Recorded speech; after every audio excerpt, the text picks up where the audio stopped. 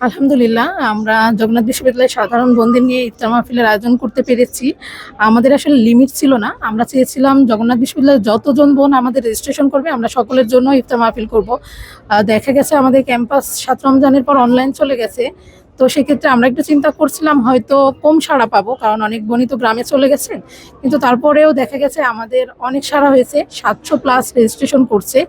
এছাড়াও আমরা আয়োজন রেখেছি ১,০০০+। যে যারা রেজিস্ট্রেশন করতে পারেনি তারা ইনস্ট্যান্ট রেজিস্ট্রেশনের ব্যবস্থা রাখা হয়েছে।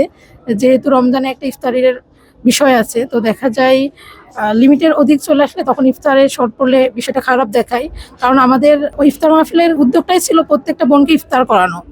সেজন্যই আমরা রেজিস্ট্রেশনটা রেখেছিলাম। আর দেখা যায় যে আমাদের বোনেরা বেশিরভাগই এই সব ঢাকার বাইরের, যে দেখা যায় তারা মেস বা হলগুলোতে থাকে। সবাই একসাথে বসে যে রমজানের ইফতারটা করা, সেটার মাহাত্ম্য আমরা খুবই কম দেখতে পাই। এছাড়াও দেখা যায় আমরা একা একা ইফতার করি এবং যে যার মতো যতটুকু পারে ততটুকু দিয়ে ইফতার করে। ইফতারের ক্ষেত্রে যে একটা ভালো খাবার খাওয়ার ক্ষেত্রেও দেখা যায় যাদের সামর্থ্য আছে তারাই পারছে, যাদের সামর্থ্য নাই সে বোনগুলো হয়তো পারছে না। তো আমরা সবগুলো বিষয় বিবেচনা করে আমাদের ইফতার মাহফিল এবং রমজান সমাবেশ রেখেছিলাম। এছাড়াও রমজানের যে বিষয়গুলো আমাদের জানা দরকার, রমজানের ইবাদতের বিষয়গুলো, মাসলা মাসাইলের বিষয়গুলো অনেক বোন হয়তো জানেন, অনেক বোন হয়তো জানেন না। তো সবার মাঝে যাতে এই বিষয়গুলো ছড়িয়ে দেওয়া যায়, সেই উদ্যোগ থেকে আমাদের রমজান সমাবেশটা ছিল, সাথে ইফতার মাহফিল।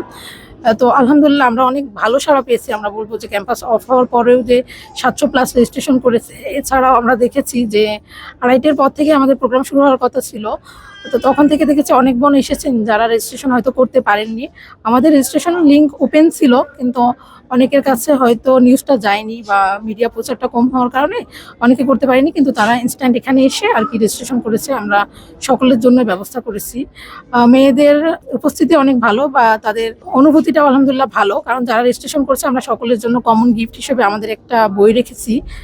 সাথে আমাদের পরিচিতি, ছাত্র সংস্থার পরিচিতি রেখেছি। এবং এছাড়াও বিশিষ্ট শিশু শিল্পী জায়মানুর এসেছেন। জায়মানুর রমজানের মেশআপ এবং কাওয়ালি এবং রমজান বিষয়ক একটা গান রেখেছেন।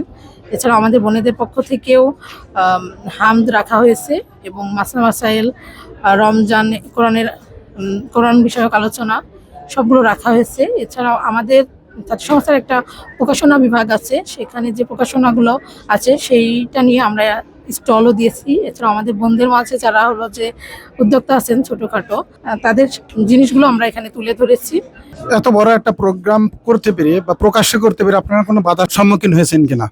না, আলহামদুলিল্লাহ ২৪-এর পর আমরা ক্যাম্পাসে অনেকগুলো প্রোগ্রামই করেছি, কিন্তু দেখা গেছে আলোচনা বা অডিটোরিয়াম কেন্দ্রিক আমাদের প্রোগ্রাম হয়নি। যেমন আমাদের জকসুর আগে আমাদের হিজাব বিতরণ কর্মসূচি ছিল, যেখানে আমাদের প্রায় ১১০০ বোনকে আমরা ফ্রি হিজাব দিয়েছিলাম। এর আগে আমাদের মেহেদি উৎসব ছিল, তখন আমরা কোনো প্রশাসনিক বাধা পাইনি। এমনকি আজকের প্রোগ্রামে আমাদেরকে প্রশাসনিকভাবে কোনো বাধা হয়নি, বরঞ্চ প্রশাসনিক সহযোগিতাটা বেশ ভালো ছিল আলহামদুলিল্লাহ।